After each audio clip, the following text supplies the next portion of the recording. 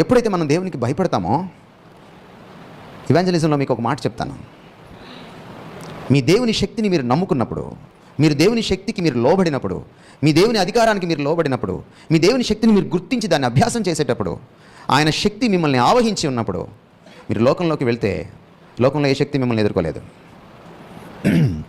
మీకు చిన్న సన్నివేశం చెప్తాను. నేను ఒక ఊరికి వెళ్ళాను. ఒక ఊరికి వెళ్ళినప్పుడు ఒక మాంత్రికుడిని కలిశాను. అనుకోకుండా కలవాల్సి వచ్చింది. అతను వచ్చి కూర్చొని అందరికీ ఏదేదో చేస్తున్నాడు, గారడీ చేస్తున్నాడు. నేను చూసి వెళ్ళి ఆసక్తిగా వెళ్ళి అక్కడ కూర్చున్నాను. నువ్వు అందరికీ చేసావు కదా, నాకు చెయ్యి అన్నాను. అతను లేచి వెళ్ళిపోయాడు. ఎందుకు వెళ్ళిపోతున్నావు? నీకు చేయలేను అన్నాడు. A.W. టోజర్ అనేటువంటి భక్తుడు తను టీనేజ్లో ఉన్నప్పుడు చదువుకుంటున్న రోజుల్లో ఊజా బోర్డు అని వాడతారు. ఈవెన్ చైతన్య కాలేజీలో కూడా ఆడుతూ ఉంటారు.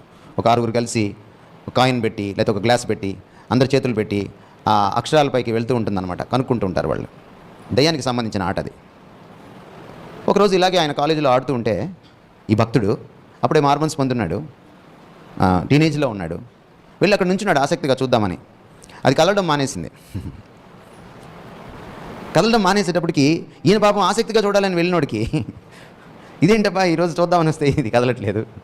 ఈయనకి తెలియదు, ఈయన అప్పుడే ప్రభులోకి వచ్చాడు. చుట్టుపక్కల వాళ్ళందరూ కూడా దిగ్భ్రాంతి చెంది చూస్తున్నారు. రోజు కదులుతుంది, మాకు అన్నీ చెప్తూ ఉంటుంది, ఏమైంది? దానికి ఒక లీడర్ ఉంటాడు. వాడిని అడిగారు. వాడు బెంబేలు ఎత్తిపోయి చూస్తున్నాడు. కాసేపటికి వాడికి తెలిసిందనమాట, ఆయన్ని పంపించేసే ఇక్కడ నుంచి అని చెప్తుంది కర్ణపిశాచి. ఎందుకు పంపించేయమంటుంది? అతని మీద నాకు దేవుడి రక్తం కనపడుతుంది. సో దేవుని సర్వాధికారం అనేది ఎంత గొప్పదో, అది మిమ్మల్ని ఎంతగా ఆవహించుంటుందో మీరు అర్థం చేసుకోలేకపోతున్నారు.